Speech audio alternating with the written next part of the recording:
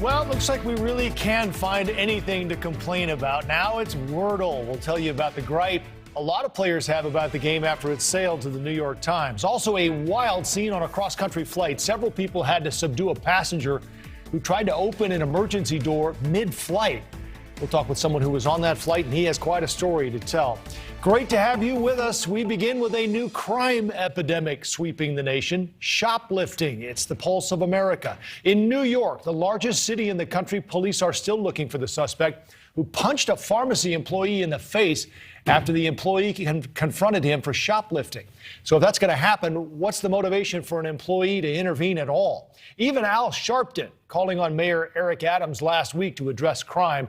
They're locking up my toothpaste, Sharpton said, in response to the measures that stores are now taking to try to protect their merchandise. In New York and Chicago, prosecutors are considering harsher penalties against shoplifters. At least 3 states, California, Arizona, and New Mexico, are setting up anti-shoplifting task forces and looking at stricter bail reform as well. In Denver, shoplifting has become so frequent, one store owner is now charging a 1% fee to customers to try to make back the money he's lost to the thieves, including one who came into the store wielding a machete. That store owner joins us live in just a minute. Now, these are not the organized smash and grab robberies we've talked about before, where mobs rush a high-end store and take jewelry or other expensive items. This is shoplifting.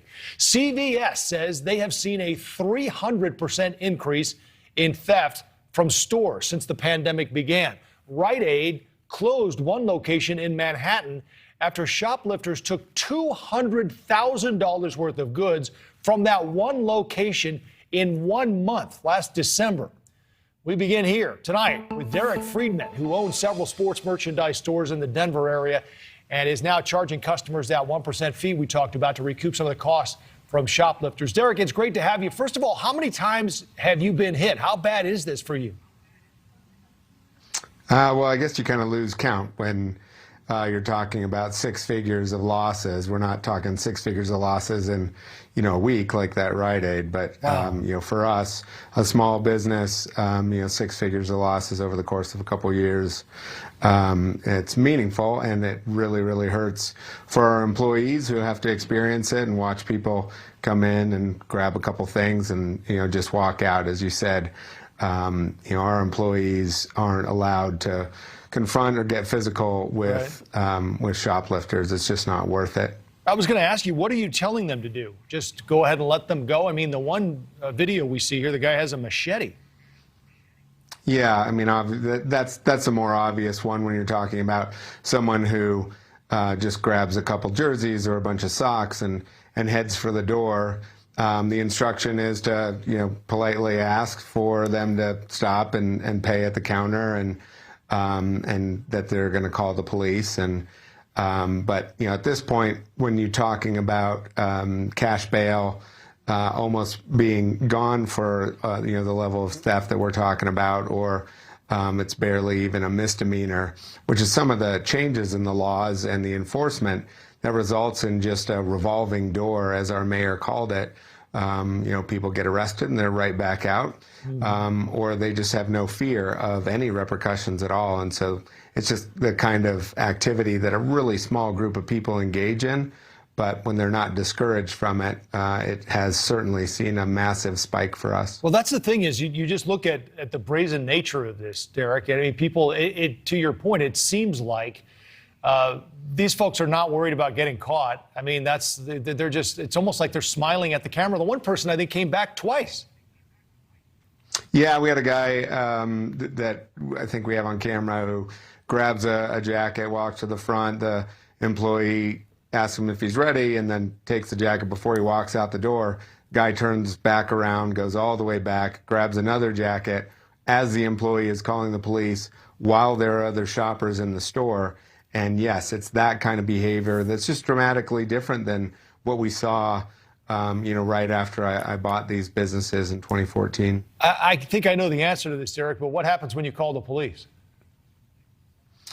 Eventually they'll show up. Oh, they do? And, usually and in the case that they do catch the person, the police are doing their best. And we do have folks who are, doing security, in this area, and they do their best as well.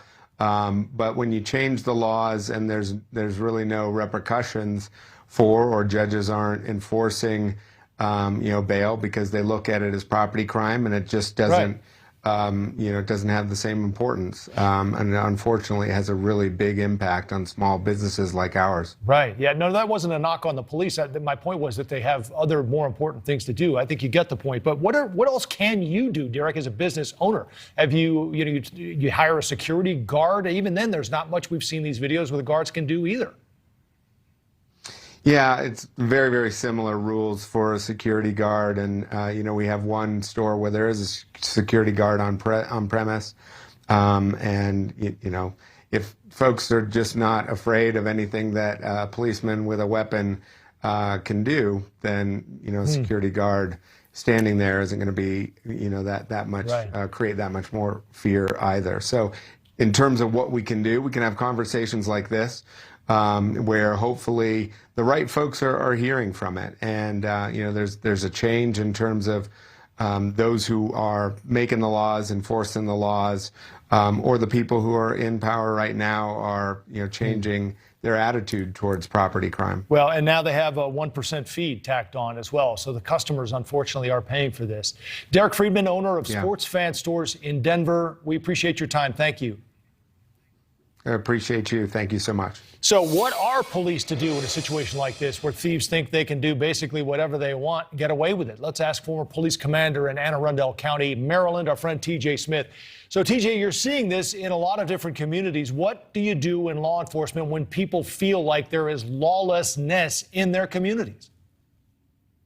Well, it's really tough. I mean, you can applaud people like Mayor London Breed in San Francisco, who's kind of pushed back against this after it got completely out of control there. But it's very difficult because the banner has been waved of we're not prosecuting quality of life crimes. And now we see that people, and we can't paint this with this broad brush that all of these individuals who are doing this are people that are suffering from the effects of the pandemic, whether it be a lost job or lost wages or what have you. That's not the case. These are thrill seekers and these are criminals, many of them. So we can't paint it with a broad brush. And unfortunately, many police officers, law enforcement, their hands are tied and they can't prosecute some of these folks. Right. And it is really a crime of opportunity, TJ, as well. They know, as we said, it's easy to commit and it's hard to catch and hard to prosecute as well. But I guess the other thing is, to your point, what you just said is that these small crimes or seemingly small crimes are really starting to impact the quality of life in these communities. Oh, absolutely. And you have to look at the ripple effect from these. You look at some of what happens. The 1% tax is passed along to working class residents of the community. Mm-hmm. It's not going to impact the criminals. It's going to impact the people who are suffering from the inflation, that are suffering from less wages and higher taxes everywhere else. They're the ones that are going to have to pay for this. The people who have to get medications from those pharmacies that might close down might not be able to get them from their local pharmacy anymore because the pharmacy decided to close and move elsewhere. Just here in Baltimore, just this past week, we had a clerk at a 7-Eleven get shot chasing a shoplifter. Of course, that's never recommended. We always tell people, comply with the bad guy. It's not even worth it. But again, they're getting emboldened and more emboldened. And as they get more emboldened, they react and they do things, and bad things can happen. And some of these things turn into robberies and turn into violent robberies. Right. How do police juggle this? I mean, we talked about it with the store owner, Derek, there, TJ. And how do police handle when, you've got now carjacking is spiking. We've seen situations where officers in January, anyway, seemed like they were being shot or shot at every other day. There's a lot to juggle. And we didn't, say it outright. But this is something that police they have bigger things to do here than shoplifting, and the criminals know it. Oh, I mean, it's not a high priority call. This is something that will get held for minutes upon minutes, if not hours, in certain locales, just because there might be other priorities that they have to get to. And realistically, as quickly as it's happening. We're wearing masks, for crying out loud, in plenty of cities right now. Yep. So if you can't identify the person, how much effort is going into a misdemeanor theft? Because the threshold has been raised to $1,000 in many cities. And again, we've told them that we're not going to prosecute them. Who are we telling people? Who are we telling this to? Why are we telling them this? We can work on trying not to over-incarcerate, but we don't need to tell people you can steal up to this amount and we're not going to do anything to you. Mm-hmm. It's unfair to these mom and pop shops especially, but it's affecting corporations. It's affecting big-time multi-million-dollar corporations. No one can afford to lose $200,000 in a week. Right. I don't care who you are, and it shouldn't be allowed. We have to prosecute people who think it's okay to do it. Yeah. And that's not fair to anyone. TJ Smith, former police commander in Anne Arundel County, Maryland. It's always good to have you, TJ. Take care. Likewise. Take care.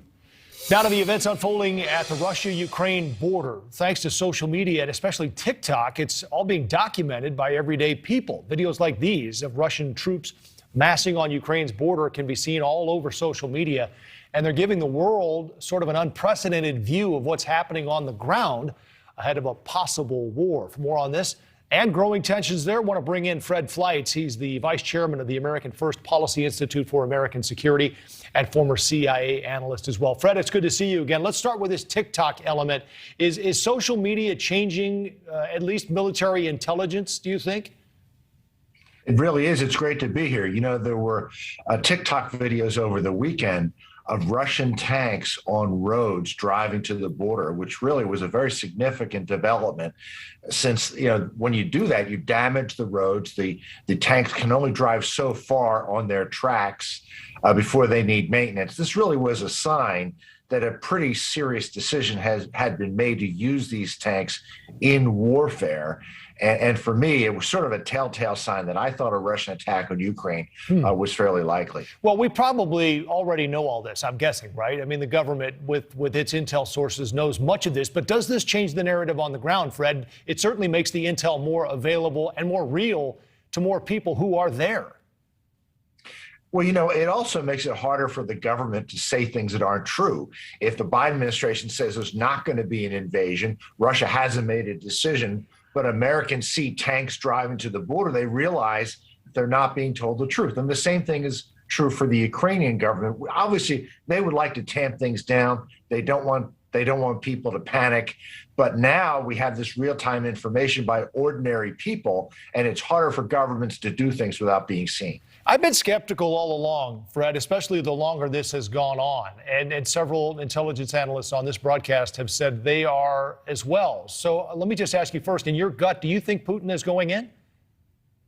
I think it's a little less likely now than it was. This was an awfully expensive deception, if that's what Putin had in mind. But I do believe that Putin is prepared to back down basically if the West and Ukraine capitulates. And I think we're already seeing signs of that, especially on some type of a pledge not to join NATO. But I think there's other things that Putin is going to demand in order not to invade. The president today talked about this. Here's a little bit of what he said. And the fact remains, right now, Russia has more than 150,000 troops encircling Ukraine and Belarus and along Ukraine's border. An invasion remains distinctly possible. So distinctly possible. I'm curious, Fred, what we're supposed to make of what really has become sort of the tale of two cities. We've discussed on the broadcast here, the U.S. saying this could happen any day, and Ukraine doesn't seem too worried about it. What are we supposed to think? Who are we supposed to believe? Well, I want to say up front, I think if there's an invasion, it will be after the Olympics. I think that Putin made a promise to President Xi he would not rain on the Chinese parade at the Winter Olympics. I know other people are saying that's not the case. I think that's what's going on right now. But I mean, it is hard to know who to believe. I guess what I took from what President Biden said today and what he said in the past, and look, I hope he succeeds. I want our president to succeed to keep our nation safe. When he says there's going to be serious and dire consequences for Russia if it invades, the Russians just don't believe him. He's been so weak over the last year with Afghanistan, with an unserious foreign policy that's focused on the environment. We know that when President Trump said you'll suffer serious consequences, nations were afraid. That's the kind of leadership we need. We'll see where it goes. I mean, it's interesting insight on the Olympics. I know some had thought that was the case. I just can't help but think that maybe there's some chess being played here that I don't understand, and maybe we'll learn more about here over the next week or two before the Olympics end. Former CIA analyst Fred Fleitz, always great to get your analysis. Thanks for the time. Good to be here. Well, it happened again this weekend. A passenger out of control on a cross-country flight, subdued by a group of people, including a flight attendant, swinging a coffee pot at him. The passenger who shot this video will join us next. Plus, AOC says democracy could come to an end in 10 years. But she's made other predictions like this before. We actually did some of the math, and it didn't add up. We'll have that straight ahead. And don't forget, you can follow us on social media at Joe Donlon TV. Back after this. Another airline situation with an unruly passenger. Check out this video from someone on the flight. The American Airlines flight Sunday from LA to D.C. was diverted to Kansas City. The airline said the flight stopped because a passenger was interfering with the flight crew. He was taken into custody and questioned. Witnesses say the man was trying to get into the cockpit, and a flight attendant used a coffee pot to hit him over the head. And then other passengers rushed to the front of the plane to try to help hold him down. This was one of two incidents, actually, on Sunday that caused American Airlines flights to be diverted as a result of a passenger causing a disruption. So far this year, the FAA says there have been 394 reports of unruly passengers. 255 of those were mask-related. Again, that's just this year. Last year was a terrible year for this. More than 5,000, in fact, almost 6,000 cases reported by the FAA. Of those, nearly 4,300 were said to be related to masks. So my next guest was the person who took the video on that flight, Executive Director of the Syrian Emergency Task Force, Moaz Mustafa. Moaz, it's good to have you. So I'm guessing, this is a cross-country flight. Folks are settled in. When did you realize something was going on? Thanks for having me. About halfway on the flight, we were going from LA to DC and somewhere over Missouri and Kansas, about over 2 hours into the flight. I could tell there was something going on near the cockpit door, but when the flight attendant came near my seat and was kind of yelling, not using the intercom, but yelling at the flight attendant in the back to turn the lights on, and I could tell he was agitated. And as the lights came on, the plane started descending very rapidly. At that point, me and all the other passengers were worried about the worst, and then things developed from there. What was there any indication before this happened, Moaz? Was there, was he upset about something? Did he say anything, or did this come out of nowhere? Well, I think the number one thing is it wasn't, alcohol or drug related. There was no alcohol served on the plane or anything like that. So it wasn't that. I don't know his motivation. And if I had to bet, I would say some sort of psychological imbalance. But regardless of that, I mean, he meant to take the plane down. He had talked to some of the other passengers, and I talked a lot to the flight attendant as well. And he had said some things like, at one point he said somebody on this plane is after me. I think as he was trying to get into the cockpit and trying to open the emergency door, he was saying, I want to bring this plane down. And this is a big man. This is someone who's like 6'3", 240 pounds. It was really scary. So at the beginning, people were scared because they thought maybe something happened to the pilot because we couldn't hear him and we're descending very rapidly. And then as we saw that this person was trying to break into the cockpit, and then when unsuccessful at that, was trying to open the door to the outside, that's when a lot of the passengers up front stepped up, and the American Airlines crew who sort of worked together. One of the flight attendants, the young man who sat next to my seat, I was kind of in the middle of the plane, went back, got a coffee pot and used it to sort of strike repeatedly on the back of the head because this guy wouldn't go down, and he's so big it was hard even for a few people to subdue him. So you're taking this video, Moaz. It's frightening to watch. I'm just wondering what's going through your mind when you see this happening, and were you able to tell that he was trying to get the door open? Yeah, well, I think I can't imagine how everyone on the plane felt. I mean, there were many minutes where we believed that, the plane was going down. We were going to die and even without knowing all the details of what was exactly unfolding. But I remember, a couple of things. One is I was kind of sad that there were so many people on the flight. I mean, I remember looking around and saying, I wish this was a less full flight. These people are, you look at them, they're American, nice people like other Americans that are flying, going home or whatever, and you wish they weren't there because there's the realization that maybe it's all over. And then the second thought, honestly, you start thinking of the bigger picture. I was thinking that, I'm going to die today, perhaps, with all these people. And I think the one thing that stuck with me then and still now is I felt some peace with it, and really mainly because I'm lucky to be part of an organization that works on a horrific humanitarian crisis in Syria, from documenting war crimes and mass graves to trying to stop the slaughter of kids, including the Wisdom House School, our school for orphans there. And I remember thinking to myself, if I'm dying today, God will forgive, my sins because I was part of this team that was trying to do good. And I think the one takeaway is for everyone, whatever it is you do in life, I think if you're doing good, I think at times when you think it's all over in a second, that's the one thing you refer back to, because the money's gone, cars are gone, everything is gone. It's really what you do with your life. And so that gave me some perspective. Wow. That was a heavy answer, Moaz, and beautiful at the same time. Thank you. Let me ask you just finally, you've heard, I'm sure, about the talk anyway of putting passengers who do these kinds of things on a no-fly list. And I think to your point earlier, that this guy might have been having some sort of a mental issue. Do you think people like this should be put on a no-fly list if they cause problems like this? I mean, one thing that I would say that I'll always sort of have in the back of my mind is that when you're on a plane, in the sky, whatever happens, like the individuals on that plane, now whether they are bad people or whether they're drunk or whether they have a psychological imbalance, if they decide to do something, that's going to affect you. You can't just escape. You can't leave that. And that is a little bit disturbing, considering, planes are the best way to go around the world and do work and stuff.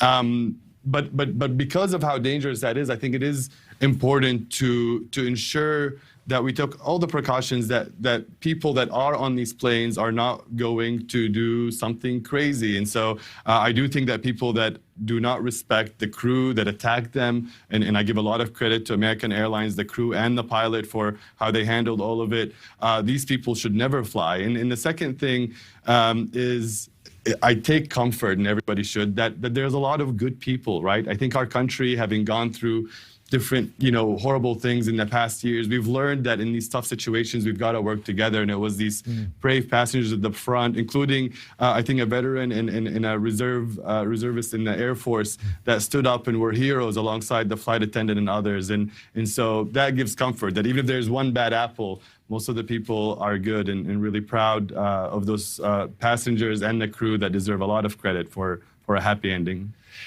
Wow, what a story. Moaz Mustafa, thank you for the perspective and I guess the life lesson as well. That must have been very harrowing to know that this might have been the end for you. We appreciate you coming on and sharing your thoughts. Appreciate it. Thank you, sir. Years ago, several bodies found on a beach in Long Island, and the killer was never caught. What prompted the revival of this decades-old serial killer case? That's tonight on NewsNation Prime, 9 Eastern, 8 Central. Fentanyl is surging at the southern border and making its way to communities here in the U.S. How Congress wants Border Patrol to stop it, and is it even possible? Plus, AOC makes a lot of bold predictions, but two of them actually contradict each other. We did the math on that for you, and we'll have it next.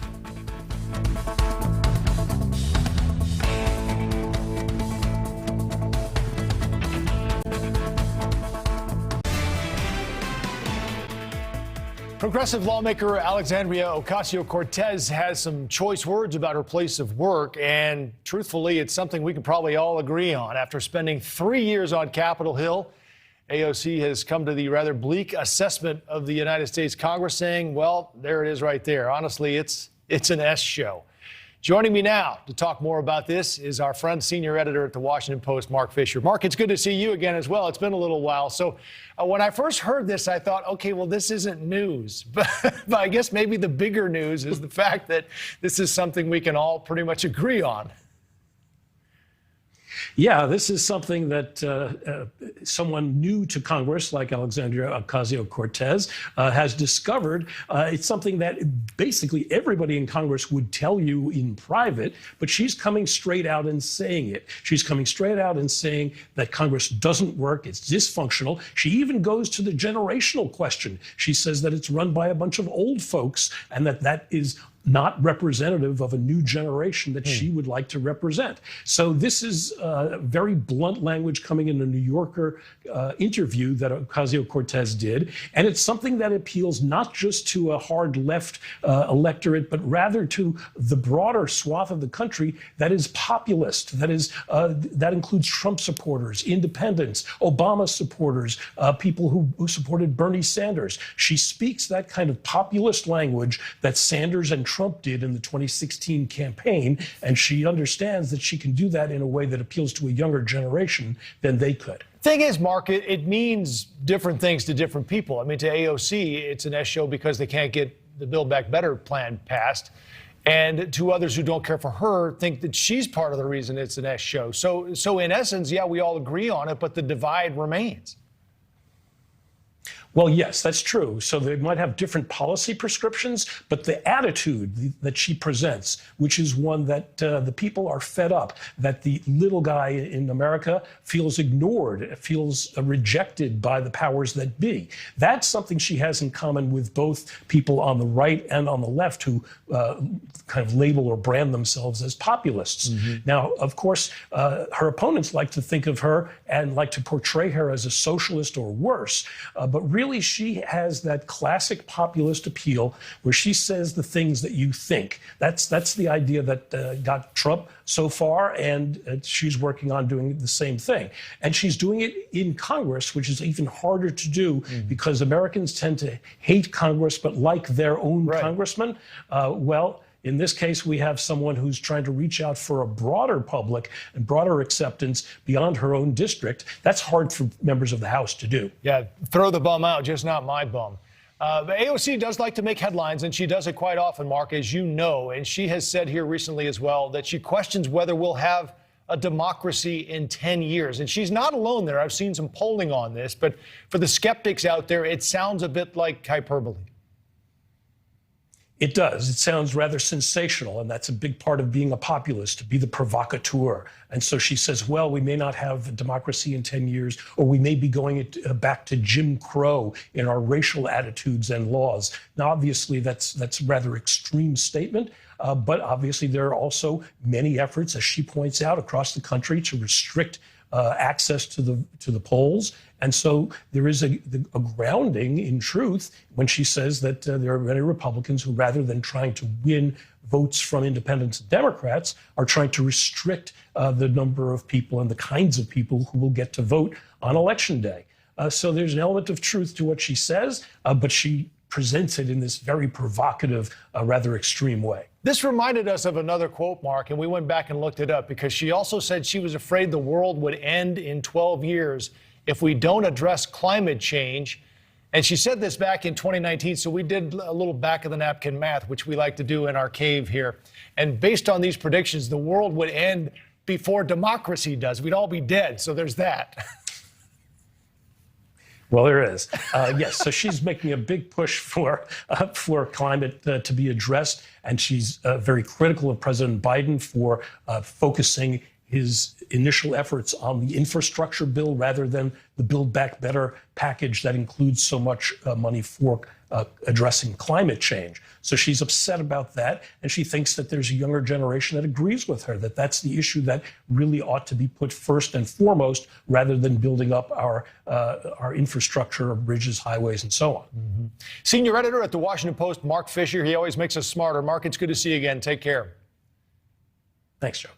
Shifting gears now to the southern border, where lethal fentanyl is streaming into the United States. And in an attempt to curb the flow, CBP agents in Laredo, Texas, are being tasked with expanding the screening process for vehicles coming through the busiest commercial border crossing in North America. Worth noting here, as many as 500 trucks stream through that crossing an hour during peak times, and fewer than 5% of these are typically inspected using scanning technology. That number is now supposed to reach 100%. Joining me now, National Border Patrol Council Vice President Art Del Cueto. So, Art, I'm trying to figure this out. How does this work? Is it 100% of all the vehicles? Is it just the trucks? Is it in certain areas? How is this supposed to work? Well, I mean, realistically, everything that's coming through the port of entry is being inspected 100%. I think it just depends on what is being sent to secondary so they can further inspect it. And I think that's where the question is going to be. How many are going to be sent to secondary and get inspected further? I guess I'm confused then, because what we found was that 5%, as you can see here, is the current scanning rate. So you're talking about that for the secondary scans? Everybody gets scanned at some way coming through. Is that true? Right. Everyone coming through at some point, there's a customs agent or immigration inspector there at the entry point that is, they're seeing the vehicles as they're coming through, and they make the determination whether to send it to secondary and further inspect it or not. All right. How does that work with the secondary? Is there technology that will make this easier for you guys? Because I believe you and I have talked in the past about how hard it is to spot this fentanyl coming across. No, definitely. I think that the biggest thing is that the drug traffickers, they know what they're doing. So, when they see what's happening at one area of the border or at the ports of entries, then they realize that they have to create other types of diversions in other parts of the border or in between the ports, which is where the Border Patrol agents are working. And thus, at that point, they can bring more drugs in the country that way. So, see, that's what it comes down. It's all created a domino effect under the current administration. So you can inspect more vehicles at the ports of entries, but the criminals will catch on, and what they'll do is they'll start bringing in more drugs in between the ports. Would they do that? They would once again do what we've been seeing all along, is flooding one area of the border with illegal aliens, moving agents from that area, putting them in processing areas. Therefore, then they get the chance to bring their drugs across once those areas are wide open. Yeah, and most of it does, though. If they have this diversion, you say, that most of the drugs do come across, as I understand it, at these ports of entry. They're smuggled across, and that's the challenge for you guys, being so spread out across the border, addressing so many things. Let's talk about one other thing that we read. I know you're in Tucson there, and I did spend some time, and I know I-19, there are a lot of checkpoints on the way down to Nogales there, and you had one that hit on someone who was carrying $85,000 worth of fentanyl, and he was on a shuttle on the way to Tucson. Is that right? Correct. That whole corridor has been notorious for many years. Sure. And just here lately, not only are they seeing a lot of fentanyl come through, they're seeing a lot of meth. They've been getting a lot of groups with armed individuals coming through that area. And once again, that is directly because of the current administration's lack of enforcement in other areas of our border. How did this go down, Art? I was curious, because if this guy was on a shuttle to Tucson and he gets stopped at a checkpoint, are agents actually pulling people off of buses? Are there dogs there that are hitting on this? How did you find it? Well, once again, when you have a checkpoint in those areas, when vehicles come, somebody at some point they saw something suspicious, they send them over to secondary. And once again, hats off to our heroes in green out there for being able to detect something like that and keeping it off the streets. And people need to understand, these drugs that are coming across, they're not just staying on our border states. They're going in through other parts, and they're being moved throughout America and affecting everyone right now. Well, that's the thing. You look at one person who was on a shuttle carrying $85,000 worth of fentanyl. It makes you wonder how much more is getting through, and it certainly highlights how big this problem is. Exactly. And not just fentanyl. They're seeing the numbers of heroin. They're seeing the numbers of methamphetamines go up. And, this is a direct reasoning because we have people in political positions that don't have the political will to stop the criminals. National Border Patrol Council Vice President Art Del Cueto. Art, thanks for the time. Thank you. Hear from the attorney representing the estate of Helena Hutchins, the cinematographer shot on the set of Rust. That's coming up tonight on Dan Abrams Live, 8 Eastern, 7 Central. Well, it was fun while it lasted. Talking about Wordle. It's not going away, but it's no longer without scandal. What has players so upset? We'll talk with Ravi Suave about that next. Plus, a Russian figure skater says she took her grandfather's heart medication, resulting in a positive drug test. How does that happen? We'll get into that next.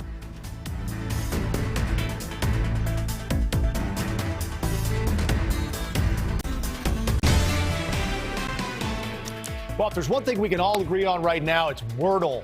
If you're not playing it, you should be. It's a viral 5-letter word guessing game that's taken the nation by storm. Well, 2 weeks ago, the New York Times bought Wordle, but now there's a new scandal rocking the Wordle community. Users are complaining that the Times has made the game and the words too difficult Actually, we're complaining about a free word game being too hard.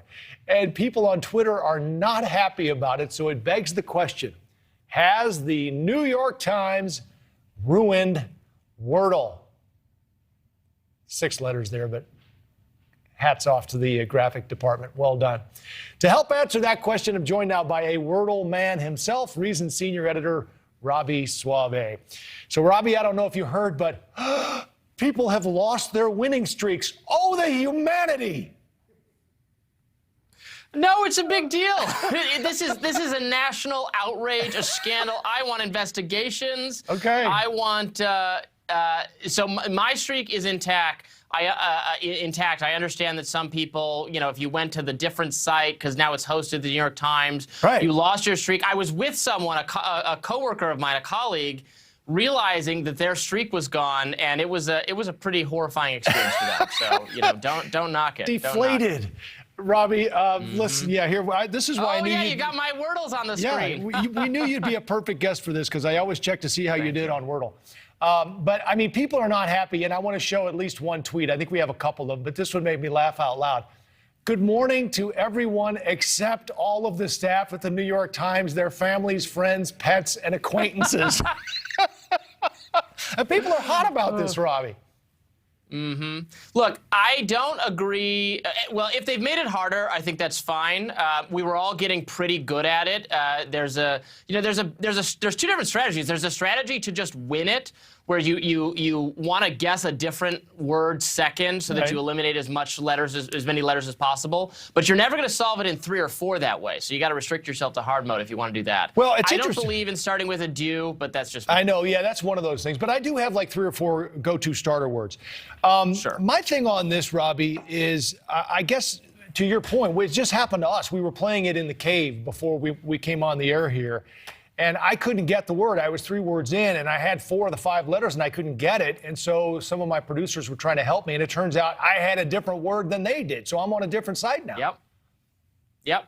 It's no good. So it's fine that it's harder, but they did apparently change the list of conceivable words. There were some problematic, I guess you want to say. This is maybe wokeness taking over. I think eliminating the word wench as a possible outcome is not who is offended by medieval slaying? I don't know. Well, I have to tell you, Robby, the word today on the one that wasn't the Times list was hard. We were all like, I guessed it, and they were like, yeah, that's the word. And we were like, what is that? We also noticed that Robby and Soave, both 5-letter words. Coincidence? I know, unfortunately, proper noun, so cannot be included. But I wish, there should just be a separate one for guessing. Some people have other versions. I've played Nerdle, which is a numbers guessing one, which is really hard. You have to guess an equation, so it's an equation that works. It's more characters, like 17 plus 2 equals 19, and then you put in the letters or the numbers, and it tells you which ones are right. It's kind of hard. It's fun. I encourage everyone who's exhausting themselves on Wordle. I'm not listening because I was told there would be no math. Let me ask you another version of this. Have we gotten soft, Robby, on this? Because, my thought was so many people are enjoying this. Why not maybe have like a beginner and a harder version so younger kids can play too? Yeah, I think that would be a great idea. You know what I think the strength of Wordle is? We're always hearing about how tech is bad and addictive and social media is making us hateful and spreading misinformation and so on. This is just a nice little, you can't get addicted to it because you can't play it continuously. There's just one a day. No, you can. There's Wordle Unlimited. Have you not found that? Oh, well, don't tell me that. You're crashing my whole... You just lost the next week. Well, that's if you go back through the archives of the old ones, No, right? it's Wordle, Wordle Unlimited. Hey, let's get you on one thing here, Robby, before we let you go. There was another tweet of yours I found that said, I would simply do away with mandates. Did the Super Bowl and the crowd with all of the masks, or no masks, sort of get us to this point, do you think? Are we there? I hope so. I was specifically thinking of all this stuff going on in Canada with the truckers. Look, I get it that it's causing a lot of disruptions. That's bad. They should go home. But I would just agree to their demand. Just end the mandates. Certainly we're at that point in the U.S. D.C. is finally where I am, is getting rid of many of its mandates. But the city council, a city council member is fighting the mayor and wants to bring them back I don't see what the point is. It's over. We got to get on with our lives. Take whatever precautions you want in your life. You can't force it on anyone else at this point. Brazen senior editor Robbie Suave. We'll see you on Twitter. It's always good to have you, my friend. Thank you so much. Good luck tomorrow on Wordle. All right, you too. On Balance with Leland Vittert starts at the top of the hour, and we're talking about this Russian Olympic figure skater. Yeah. Kamila Valieva. Very well done. She accidentally took her grandfather's performance-enhancing heart medication. This, to me, when I heard it, it ranks right up there with the dog ate my homework. It's exactly where I was going to go. But in other news, my dog ate my homework. You think about this, though. These Olympics cannot catch a break, right? Okay, they've got no snow. They've got a genocide going on in the country that's hosting the Olympics where COVID started. They have no spectators. You've got Americans playing for the Chinese team. And now you have a Russian figure skater who her best excuse for there being banned substances in her blood work is somehow I took my grandpa's medication. And there's a hostage video evidently out there. I have not seen it, of the grandfather explaining to the doping tribunal that this is his medication. He's holding up this packet with the name of the drug written in Russian and going, oh, yeah, sometimes she took it. Hey, it happens. But you know, the other thing that we talked about today, and now Sha'Carri Richardson's talking about this too, the track star who couldn't go to the summer games because she smoked pot, which is not an enhancer. Yeah, no, and it just goes to the double standard. It shows you what happens now that the Chinese and Russians control all these world agencies. Yeah. And this is the result. It is a mess. On Balance at the top of the hour. Leland, we'll see you then. See you then. Thanks very much. Winsome Sears, Virginia's new lieutenant governor, didn't have her gavel, so what did she do? She improvised, and we'll tell you about that next.